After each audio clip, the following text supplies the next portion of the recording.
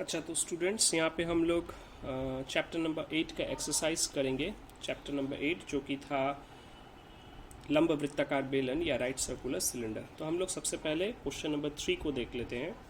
देखो question number 3 में क्या बोला है, स्टील की पतली चादर द्वारा बने ढक्कन सहित एक ड्रम का व्यास, याद रखना व्यास अर्थात डायमीटर अगर 28 सेंटीमीटर है तो ड्रम तैयार करने यदि 2816 वर्ग सेंटीमीटर चद्दर लगी हो तो उस ड्रम की ऊंचाई ज्ञात करें। ठीक है, तो इसके लिए देखो, तो यहाँ पे क्या बोला गया, देखो एक स्टील का पतला एक स्टील का ड्रम है, ठीक है, जिसको एक पतला स्टील के चादर से बनाया गया। उस ड्रम का जो व्यास है वो 28 सेंटीमीटर है एवं उसको बनाने में जो स्टील का ज़रूरत पड़ा है वो 2816 वर्ग सेंटीमीटर है। अर्थात यहाँ पे देखो जो स्टील का चादर से ये ड्रम बना है उसका वर्ग क्षेत्रफल दे दिया गया है, ठीक है, तो वो है 2816 सेंटीमीटर स्क्वायर। अर्थात जो ड्रम बना है उस ड्रम का भी जो क्षेत्रफल होगा वो 2816 सेंटीमीटर स्क्वायर ही होगा।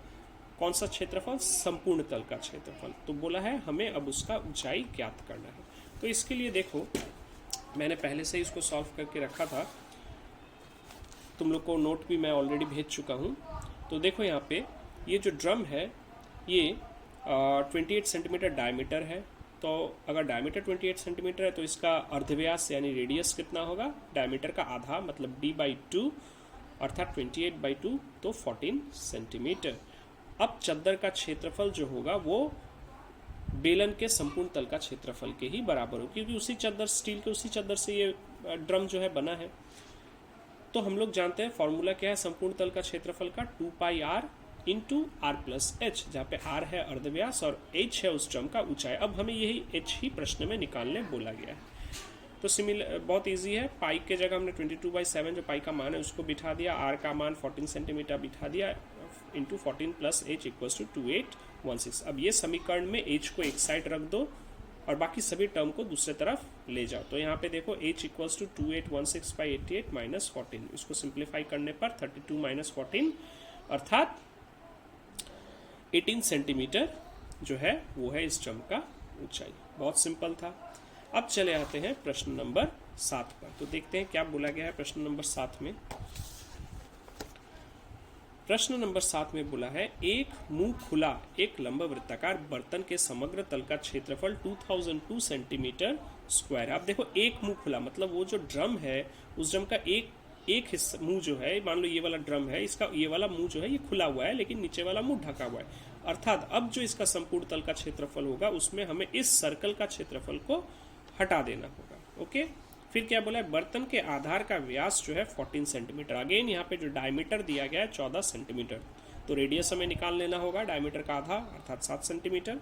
अगर ऐसा हो तो इसमें कितना लीटर जल अटेगा? अब एक ड्रम में उतना ही लीटर पानी अटेगा जो इसका आयतन है। तो हमें मूलतः क्या निकालना है? हमें मूलतः इन जानकारियों का इस्तेमाल करके ये जो ड्रम है इस ड्रम का आयतन निकालना होगा। ठीक है, तो हम लोग समझ गए कि यहाँ पे हमें आयतन का फॉर्मूला यूज करना है। तो देखो इसको कैसे किया गया है, मैंने इसको कैसे किया हूँ। यहाँ पे देखो ये ड्रम था, इसका ये वाला जो मुंह है, ये वाला मुंह जो है ये खुला हुआ है, ओपन है, ठीक है, जबकि ये वाला मुंह ढका हुआ है। तो ये वाला मुंह हम लोग का ढका है इसलिए मैं इसको शेड कर दे रहा हूँ। तो ये वाला हिस्सा ढका हुआ है जबकि ये वाला हिस्सा खुला हुआ है। अब देखो समग्र तल का क्षेत्रफल है 202 सेंटीमीटर स्क्वायर, व्यास है 14 अर्थात रेडियस हो गया 14 डिवाइडेड बाई 2 7 सेंटीमीटर, ऊंचाई हमें नहीं मालूम। अब एक मुंह खुला लंब वृत्ताकार बेलन का क्षेत्रफल, ध्यान दो यहाँ पे 2πrh into are plus H हम लोग नहीं करेंगे। क्यों? क्योंकि यहाँ पे एक मुंह जो है वो खुला है, तो एक सर्कल का क्षेत्रफल को हटा देते हैं। तो अर्थात एक πr² हट गया तो केवल यहाँ पे सिंगल πr² रहेगा। तो πr² प्लस 2πrh, वहाँ पे मैंने πr कॉमन ले लिया, अंदर रहा r plus 2h equals to 2002। तो वैल्यू बिठा दो 22/7 into 7 plus 2h equals to 2002। अब बाकी एकदम सेम है, समीकरण है ये। समीकरण में हमें अननोन क्वांटिटी मतलब जिसका मान, हम अज्ञात राशि जिसका मान निकालना है h, उसको एक तरफ रखेंगे और बाकी हर एक चीज़ों को समीकरण का नियम के अनुसार उस तरफ ले जाएंगे। तो यहाँ पे सबसे पहले 7 7 कट गया, 22 into 7 plus 2h equals to 2002, 7 plus 2h इस साइड रह गया, यहाँ पे इंटू था तो क्रॉस मल्टीप्लाई हो गया, तो 2002 डिवाइडेड बाई 22। आगे देखेंगे तो 2h को एक साइड रख दिया, प्लस 7 था, इक्वल टू कुछ साइड गया तो -7 हो गया। अब यहाँ पे हमने डिवाइड करने पर 91 माइनस 7 इक्वल्स टू 84, तो h जो है वो होगा, यहाँ पे 2h था तो h होगा 84 डिवाइडेड बाई 2 अर्थात 42 सेंटीमीटर। तो वो जो बेलन था उसका ऊंचाई हो गया 42 सेंटीमीटर। अब हम जानते हैं कि आयतन निकालने का फॉर्मूला है पाई आर स्क्वायर एच। लंब वृत्ताकार बेलन के मामले में जो आयतन निकालने का फॉर्मूला है वो है पाई आर स्क्वायर एच। तो पाई आर स्क्वायर एच में हमने पाई का मान 22/7 बिठा दिया, 7 into 7 radius into 7, R square था इसलिए 7 इंटू 7 इंटू हाइट 42 डिवाइड करने पर हमें मिलेगा 6.648 लीटर जो है वो उस ड्रम का आयतन हो गया। तो ये था प्रश्न नंबर 7। अब हम चले आते हैं प्रश्न नंबर एक और प्रश्न पर जो कि है प्रश्न नंबर 13। तो देखो प्रश्न नंबर 13 में क्या बोला है। प्रश्न नंबर 13 में बोला है दो मुंह खुले एक वृत्ताकार लोहे का पाइप का मुंह का बाहरी व्यास 30 सेंटीमीटर और आंतरिक व्यास अगर 26 सेंटीमीटर तथा पाइप की लंबाई अगर 14.7 मीटर है तो प्रति डेसीमीटर 2.25 रुपीस के दर से उस पाइप का समग्र तल पर अलकतरा लेपने पर कितना खर्च होगा। तो यहाँ पे देखो पहला बात तो यहाँ पे ठोस पाइप नहीं लिया गया, यहाँ पे खोखला पाइप लिया गया है जिसमें 2 अर्धव्यास होगा, ठीक है, R1 और R2 तथा इसका जो हाइट है वो भी दे दिया गया है एवं इसको रंग करने में अंदर और बाहर रंग करने में 2.25 रुपीस प्रति डेसीमीटर के हिसाब से खर्च हो। आप देखो यहाँ पे सेंटीमीटर में इसका रेडियस है, हाइट मीटर में दिया हुआ है और संपूर्ण तल अर्थात जो खर्चा है संपूर्ण तल को रंगने में उसे डेसीमीटर में दिया गया है। तो हम लोग जानते हैं कोई भी सवाल अगर उसमें अलग अलग एक ही इकाई का अलग अलग मेजरिंग क्वांटिटी लिया गया तो पहले हमें उसको एक मेजरिंग यूनिट में लाना होगा। तो यहाँ पे तुम्हारा मर्जी है, तुम सेंटीमीटर में भी ला सकते हो, सब मीटर में भी ला सकते हो, डेसीमीटर में भी ला सकते हो। जैसे मैंने यहाँ पे हर एक को डेसीमीटर में ले लिया हूँ क्योंकि मुझे अल्टीमेटली जो संपूर्ण तल का क्षेत्रफल है वो डेसीमीटर में हिसाब करना है। तो देखो यहाँ पे मैंने क्या किया, ये पहले डायग्राम बनाया, ये वो खोखला पाइप है जिसका बाहरी रेडियस R1 और अंदरूनी रेडियस R2 है एवं हाइट ऊंचाई h है। अब D1 व्यास दे दिया गया है 30 सेंटीमीटर तो रेडियस हो गया 30/2 15 सेंटीमीटर और D2 आंतरिक व्यास दिया गया 26 सेंटीमीटर तो आंतरिक रेडियस R2 हो जाएगा 13 सेंटीमीटर डिवाइड करने पर डिवाइडेड बाई 2। पाइप की लंबाई 14.7 मीटर है। अब हम जानते हैं 1 डेसीमीटर इक्वल्स टू 10 सेंटीमीटर होता है तो 1 सेंटीमीटर होता है 0.1 डेसीमीटर एवं 1 मीटर का मान होता है 10 डेसीमीटर।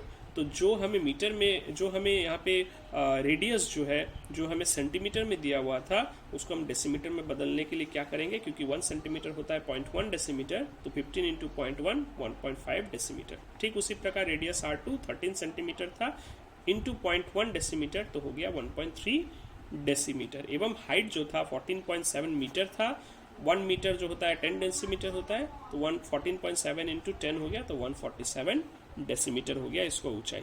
तो देखो यहाँ पे मैंने सभी यूनिट को डेसीमीटर में बदल लिया, ठीक है।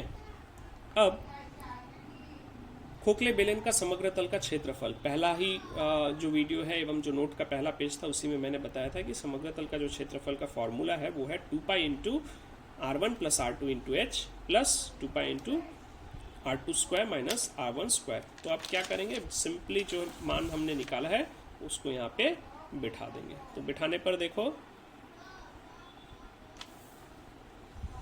22/7 इंटू 2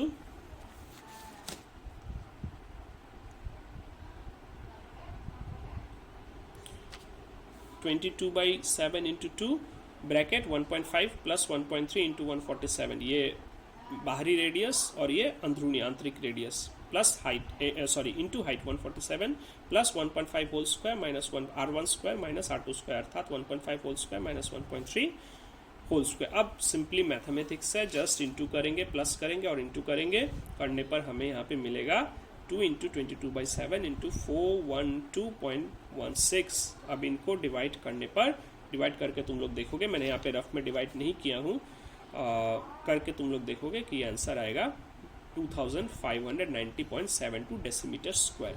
अब देखो, एक डेसीमीटर स्क्वायर को रंगने का खर्चा था 2.25 रुपीज़, तो इतना डेसीमीटर को रंगने का खर्चा कितना होगा? तो हम लोग क्या करेंगे, सिंपली 2590.72 को इंटू कर देंगे 2.25 से, तो जो खर्चा आएगा वो आएगा 5829 रुपीज़ और 0.12 अर्थात 12 पैसा। तो ये है उस खोखले पाइप को रंगने का खर्चा। उम्मीद करता हूँ समझ में आया होगा। अब हम लोग इस चैप्टर का एक आखिरी क्वेश्चन को देखेंगे, उसका सोल्यूशन, जो कि है क्वेश्चन नंबर 18। तो देखो क्वेश्चन 18 में क्या बोला है, एक लंब वृत्ताकार बेलन का बाहरी व्यास अर्थात जो बाहरी रेडियस डायमीटर है वो 16 सेंटीमीटर एवं आंतरिक व्यास जो इंटरनल रेडियस है डायमीटर है वो है 12 सेंटीमीटर। तो व्यास दे दिया गया है बाहर का 16 और अंदर का 12।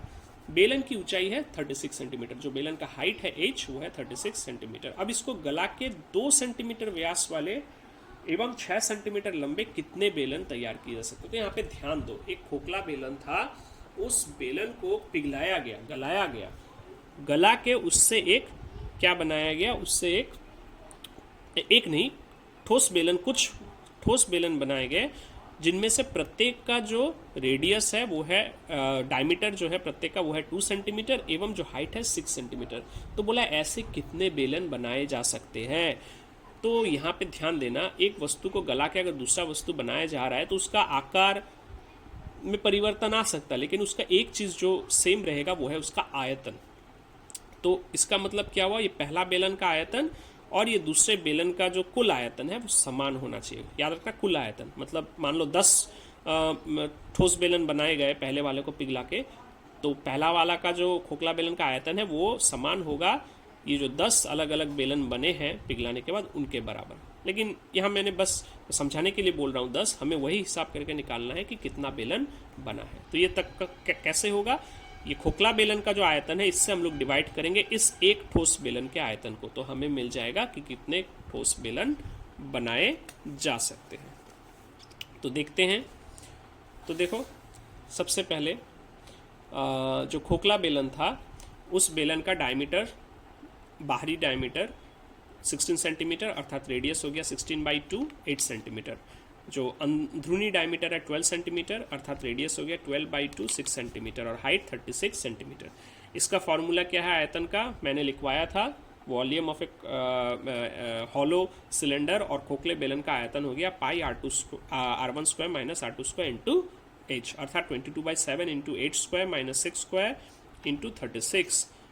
सॉल्व करने पर हमें मिलेगा 3168 सेंटीमीटर क्यूब, क्योंकि वॉल्यूम है इसलिए इसका यूनिट होगा सेंटीमीटर क्यूब। अब जो एक खोखला बेलन जो हम बनाए हैं इसको पिघला कर, पहला खोखला बेलन मान लो, उसका वॉल्यूम क्या है। अब मैंने यहाँ पे कैपिटल R लिया हूँ उस खोखले बेलन का रेडियस और उसका हाइट लिया हूँ h। प्रश्न अनुसार ये जो रेडियस है इस एक खोखले बेलन का वो है डायमीटर जो 2 सेंटीमीटर दिया हुआ था डिवाइडेड बाई 2 अर्थात 1 सेंटीमीटर एवं इसका हाइट जो है h वो है 6 सेंटीमीटर। तो यहाँ पे भी मैंने फॉर्मूले में बिठा दिया 22/7 इंटू 1 इंटू 1 इंटू 6, r² था इसलिए 1 इंटू 1, तो हो गया 18.857। अर्थात अब जो ठोस बेलन था इस ठोस बेलन के वॉल्यूम को मैं यहाँ पे V1 लिखा हूँ, इसको डिवाइड कर रहा हूँ किससे, ये जो एक ठोस बेलन था उससे, तो डिवाइड करने पर मुझे मिल गया अप्रॉक्स, यहाँ पे देखना क्योंकि ये पॉइंट में है तो अप्रॉक्स 168 बेलन हम लोग बना सकते हैं। तो अप्रॉक्स 186 बेलन, कैसा बेलन, ठोस बेलन बनाया जा सकता है। ठीक है, ये अगर समझने में दिक्कत आए तो इसे ऐसे समझो कि मान लो एक बैग में 100 आम थे, ठीक है। अब मेरे पास 10 टोकरी है, तो 10 टोकरी में मैं अगर उन आम को रखना चाहूँ तो क्या करूँगा, उस बोरे से हर एक उस बोरे से हर एक 10 आम को मैं एक एक टोकरी में रखता जाऊंगा, मतलब प्रत्येक टोकरी में 10-10 आम रखूंगा। अब मैं अगर 10-10 आम उस बोरे से निकाल के रख लेता हूँ तो इसका मतलब ये तो नहीं कि बोरे में 100 आम था और टोकरी में जब रखूंगा वो कम जाएगा 80। नहीं, ऐसा नहीं होगा। अगर टोकरी 10 टोकरी का 10-10 आम को फिर से जोड़ दो तो मुझे 100 आम ही मिलेगा। तो वही कॉन्सेप्ट है यहाँ पे, वॉल्यूम जो है वो चेंज नहीं हो रहा है। पहला वाला जो खोखला बेलन था उसका जो वॉल्यूम था वो बराबर होगा 168 ठोस बेलन के वॉल्यूम का। इसीलिए मैंने यहाँ पे एक ठोस बेलन का वॉल्यूम को जो खोखला बेलन का वॉल्यूम था उससे डिवाइड किया ताकि मुझे मिल जाए कि कितना ऐसा बेलन हम लोग बना सकते हैं। तो उम्मीद करता हूँ ये प्रश्न तुम लोग को समझ में आया होगा। सॉल्यूशन इसको अपने कॉपी में तुम लोग लिख लिए होगे और अच्छे से इसको समझ लो कि ऐसे प्रश्नों को कैसे सॉल्व करना है। नेक्स्ट वीडियो में मैं दूसरा चैप्टर लेके डिस्कस करूँगा।